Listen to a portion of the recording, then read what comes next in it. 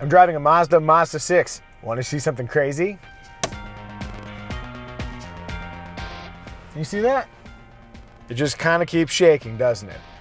So one day not too long ago, I was coming out from lunch. I got back in the Mazda 6. This is Kelley Blue Book's long-term Mazda 6 test car. And as is normal, I went bop and drummed on the steering wheel because I'm a goofball like that. And it just started shaking. And just kind of keeps going. And it'll go on like that forever. I posted that to Instagram, and then the Mazda engineering team somehow got in touch with me and wanted to know all sorts of information about the circumstances. So I need to take this into a dealership just to see what they think about it. It doesn't bother me. I like a car that's willing to shimmy and shake. And that's enough. Or is it? Haha. Okay, I've been doing enough Micah drives videos that I think it's time to evolve. Let's move on to phase 2 of Micah drives. No, it's not going to involve nicer cameras. I still have the collection of used GoPros, but we're going to do something a little bit different. How do you guys feel about a format? You guys want to try a format with me? Yeah. Maybe we'll put the format thing on pause. I could stare at this for a really long time. All right. Driving. Is that going to be the format? Every time we come to a new segment, I'm just going to scream the name at you. Driving. And this is a great place to start. A little bit of tire spin. The ability to spin the tires in this otherwise sensible mid-sized sedan comes courtesy of a 2.5-liter turbocharged 4-cylinder engine that makes 250 horsepower and 310 pound-feet of torque. It's that second number that's the important one. When turning, as you start to tip into the throttle, there's immediate pull, which is nice. In fact, that's one of the behaviors that I like so much about the Mazda 6, at least with the higher trims that get that turbocharged engine, is that as you're cruising along, there's not necessarily the demand for a downshift from the transmission in order to accelerate. So you can push the throttle, and oftentimes it'll just stay in whatever gear it's already in because it's got all that turbocharged torque to pull it along. It gives a very confident sensation, as you're driving, which is a thing you do in cars a lot. You drive them, ideally. Horsepower isn't the be-all, end-all where fun is concerned, especially in a Mazda 6, because it has a lively handling spirit, but it doesn't hurt. So 250 horsepower in this model with the turbocharged engine, and then the basic 2.5-liter engine that powers the lower trims is 184 horses, which isn't bad. I mean, that's actually pretty good compared to the mid-size sedans I drove when I first started doing this job. Let's just floor it. Yeah. One of the interesting things about the Mazda 6 is that the automatic transmission only includes 6 speeds, and in the modern era, that's not that many. It doesn't really matter, and it's really more of a fuel economy thing when you have like 8 and 9 speed transmissions, and when you're cruising on the freeway, it doesn't feel like the revs are needlessly high. But I'm guessing when the new Mazda 6 appears in 2020, it'll have more ratios to choose from. That is a good point, by the way, in terms of model year. I'm driving a 2018. This is Kelley Blue Book's long-term test Mazda 6. I was going to say Mazda Mazda 6, but I've always hated the redundancy of that name, so I'm just going to call it the Mazda 6, and you'll guess which car company makes it. But a new one is coming in 2020, or so they say. And so if you're buying one right now off the lot, it'll probably be a 2019. This is essentially the same thing. For 2019, they added some safety features as standard equipment across the board, but this is still pretty representative of what you'll see on the dealer lots. When it's not shaking, the steering wheel feels nice in your hands as you turn. There's a nice ramp up in effort as you increase the steering angle. And then the car turns at a predictable rate. There's just a nice connectivity between the chassis behavior and what you do with your hands. Among mid-size sedans, the Mazda 6 is one of the more satisfying cars to drive. One of the things that has me a little bit spooked is having driven the Mazda 3 recently and experiencing its comparatively slow steering. I am fearful that the next Mazda 6 is going to lack that verve. Whew, boy, verve? Is that the word I'm using here? Yeah, no, I'm going to lean into it. I'm scared the next Mazda 6 is going to lack the verve of the present model. Editor, can you put the definition of verve on screen just so everybody knows what we're talking about? Let's get punchy. Okay. Yeah. If you want to get ahead of traffic, or you want to just make a little bit of a scene when leaving from a stoplight, that turbocharged power is a lot of fun. The steering feels satisfying. Let's see what the brakes do. Oh yeah, reasonably firm pedal feel, smooth operation. Let's see if I can bring this thing to a buttery smooth stop. Make a left here and avoid getting plowed into by traffic. Oh look, it's a dog hanging out in a Mustang. Anonymous Business Park, a perfect place to practice perfectly smooth braking. And there's even a visual cue letting you know. Did I come to a stop? Can you tell exactly which frame I stopped in? It's hard to know. Such a smooth stop. Nicely done, Mazda 6. With all this driving satisfaction, you're probably thinking ride quality must be terrible. You know, because nothing fun to drive can be pleasant to ride in as well. Let's find out. Steady state, 55, some bumps.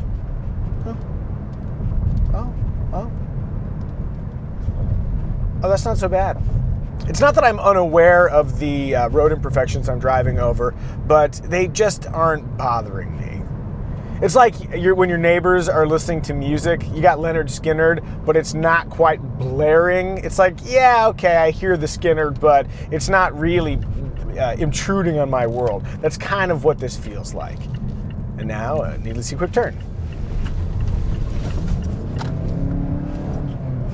I wonder how many miles my backpack has traveled, flipping left to right and vice versa in the backseat of the various cars I've driven. Oh, the stories that backpack could tell. I mentioned formatting in the beginning. I want to do a little bit more formatting. Let's experiment, shall we? One of the things I want to experiment with is a question. I'm going to ask this of every car. Do I feel a human emotion while driving it? Yes, I feel a human emotion driving the Mazda 6. Though I do feel more human emotion with squealing tires.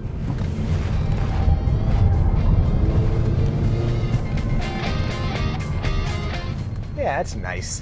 Interior! Oh man, I hope that yelling the segment doesn't become a thing. We are sliding towards that though. This is the Signature trim, the elitist version of the Mazda 6. I can definitely say that better. This is the Signature trim, the most elite version of the Mazda 6. So it is blessed with some wood. I'm going to stop the car, get my eyes really close to this. And it's over here too. That's not wood. Where is it? I don't know. It's It does blend with the sort of black, super dark brown motif that's happening here. You know, in a previous video, in the Mazda 3, I mentioned that I'm never happy, and I'm sorry about that. I'm sorry that I'm never happy. But you know, that is my job, to point out the weird flaws and peculiarities of the vehicles I drive. In this case, I do wish maybe there was a little bit more color, but then you know what would happen is that if there were more color in here, then I would complain about there being color. What do you think? Is this an interesting interior motif, or is it a little bit subdued? I do like the stitching on the dash, and I do like having this kind of ultra suede-like material I mean, fondle has such a bad connotation, but you do kind of want to touch it. While making the rounds of the utterly predictable and utterly useless journalist interior tests, there's a lot of soft material in here. So the Signature trim in particular is a very fancy way to drive a Mazda 6. I like it. One thing I have noticed though, the engine start-stop button is not where I would expect it to be. So I always push somewhere here on the dash and then remember that it's up here. And I drive this thing a lot. When gassing up the Mazda 6, you have to push a button, or actually pull a lever, down here by your left shin to release the gas cover. That's a little bit of an old school way to do things. These days, you just are supposed to, it should lock automatically when you lock the car, and then you should just be able to push it and have the little thing pop open. That's how like almost every other car does it. So it's a little bit annoying having to remember that you have to pull that gas cap release whenever you're filling up. I know some people are put off by infotainment systems that have sort of a separate tablet look. This sort of bridges the gap. It's inset, but it also looks like a separate piece. Nonetheless, it works pretty well. It's not a touchscreen, which is off-putting when I'm using Apple CarPlay, but it's sort of like automatic engine start-stop systems where I'm slowly acquiescing to their insistence. I'm doing the same thing with the rotary knob-controlled CarPlay interface. Would I have requested to control Apple CarPlay, an inherently touchable interface with a rotary knob using a little like cursor selection interface? No. But they've beat me into submission and now I kind of accept it. You're looking at a broken man enjoying his Apple CarPlay. I am a big fan of the cooled seats that are included in the Signature trim. I do wish you could operate both the heated and cooled seats at the same time. Have you ever done that? Have you ever been in a car that has heated and cooled seats, one of the rare ones that allows you to operate them at the same time? That is pure luxury. You know what I want? I want to use the heated steering wheel and then have a fan blowing on it, so it's both hot and cool. That's real indulgence. If you're seated up front, interior space is perfectly lovely. Armrests, it gets a little bit narrow right here on my right elbow region. So if I want to do my standard 8 and 4 underhanded, smooth chauffeur driving style, there's not a lot of real estate here for my elbow, but it is reasonably soft. Could use a little more padding underneath there, but it's not bad. Just wish it was a little bit wider. Hands in a 9 and 3, and nice grippy space. The thumb areas, just a little bit of stitching. I think car makers are slowly moving away from putting stitching right in the touch points. It's the kind of thing that you might like that stitching. It might be sort of satisfying to like rub your thumbs against, but for me, it's a little bit annoying. Nonetheless, I accept it and I will drive this way when I'm driving sportily. I'm comfortable up front, but if you move to the back seat, it's not that it is cramped, at least in the outboard positions, but it's not the largest rear seat space in the mid-size segment. Then again, this is a driver's car, so, you know. And this is why we have editors.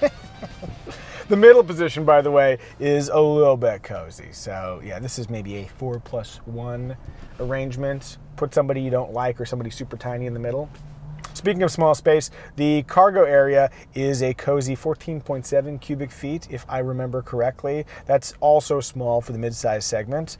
But if you do need to haul stuff, just leave your friends and family at home, and then you can flip down those rear seats. Look at me solving your problems. You're welcome. God, this is a long light. Hey, all right. Now that we're rolling again, let's talk about exterior. No, only one video in and I'm not going to yell these things. Hey, let's calmly talk about the exterior.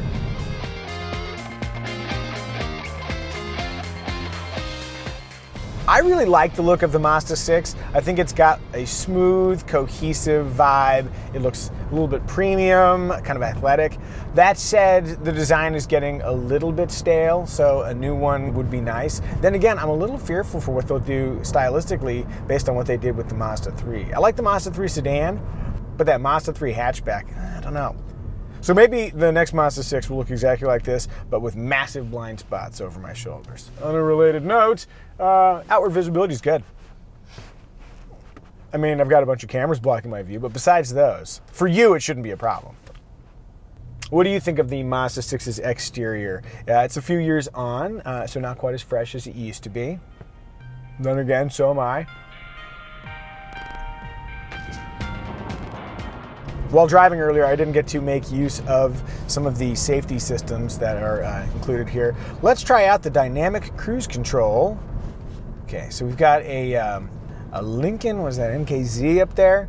Let's see what the Mazda 6 does. This should come to a complete stop without issue. I'm covering the brake just in case. Pretty smooth slowing and...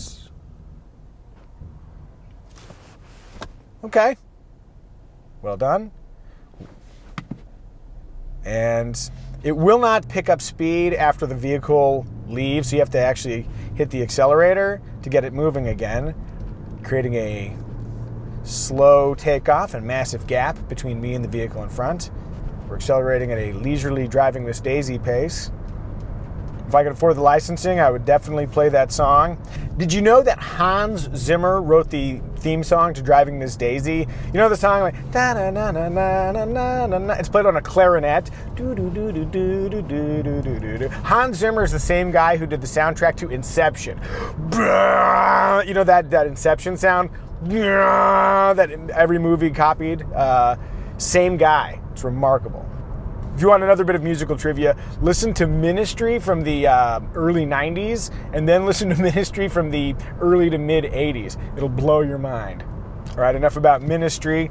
We got a couple other features. We've got a 360-degree camera system, which is not quite seamless, you know, like the proper bird's eye view, like some of the more modern systems where it looks like you're looking down on top of the vehicle. And some of them will actually do cool stuff like create a virtual view where you can see the vehicle from behind or in front.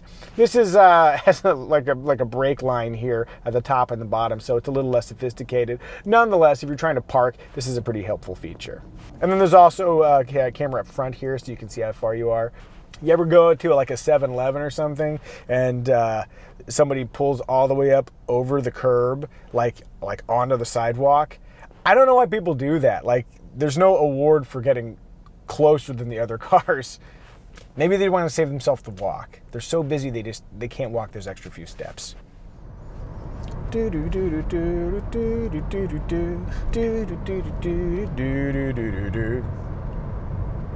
Ah, there we go. So when I went over the white line, got a little shake in the steering wheel and a little illumination in the head-up display.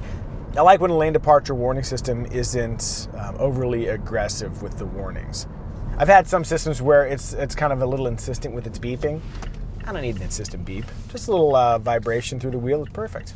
Oh, you know what we should do? And somebody pointed this out while driving the Mazda 3. I never put it in sport mode. Sport mode is now activated. Let's see what the sport mode light feels like.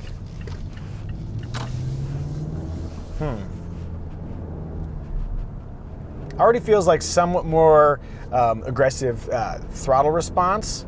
So you start to tip in, and I'm noticing too, it seems to be staying down a gear. Yeah, it's a very sporty way to casually come up to a stoplight. So it seems like sport mode just does the things you would expect it to do. If I was driving on a mountain road or something like that, sure, I might activate sport mode. Although I'd probably be more inclined just to leave it in standard mode and then use the paddle shifters in manual mode.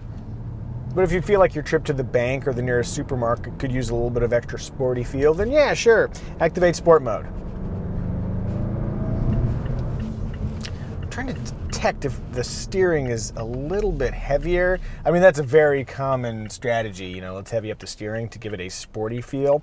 The thing about that is that what they're adjusting is just the assist. It's not like the steering gets quicker in any way. You just have to apply more effort when in sport mode. I've always wondered about the value of that.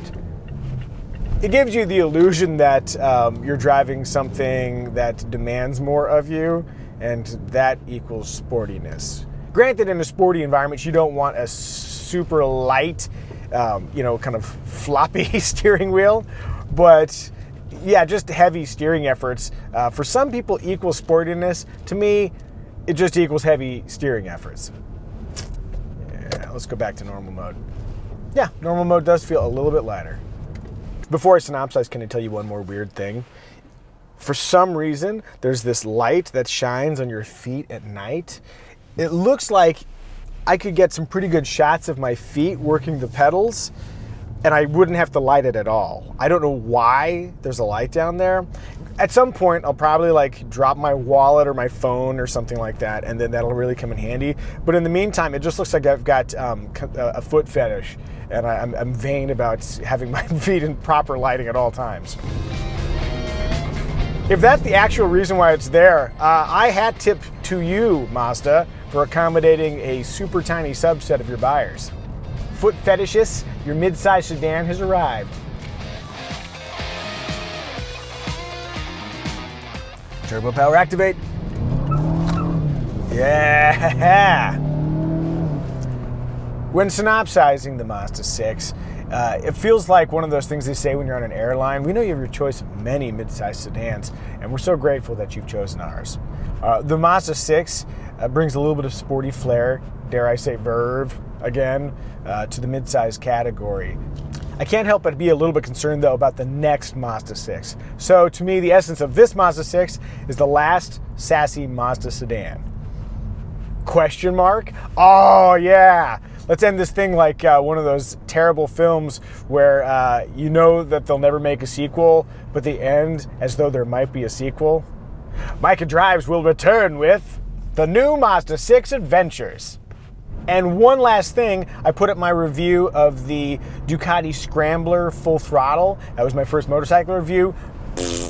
I thought it was a good review. Nobody watched it. To me, that's nature's way of saying, nope, we'd rather you drove cars. So here's what I'm gonna do. I'm gonna leave the motorcycles and the helicopters to their own little space, and this will be a car zone. And maybe I'll defy that premise because I just feel like doing motorcycle stuff, but or perhaps if there's such an outcry and wait, you know what? Forget that. I've done it again. I have no idea where I am. Via Fabricante? I've literally never heard of that road in my life. All right, well, I'm going to drive off into oblivion. I'll see you guys next time. Where the fuck am I? Quick supplemental thought. I'm reminded as I stop here looking for directions for where the hell I am to where the hell I need to go. This is a touchscreen, but only when you're stopped. That's anger making. I love you anyways, Mazda 6. Whoa, how'd I get here?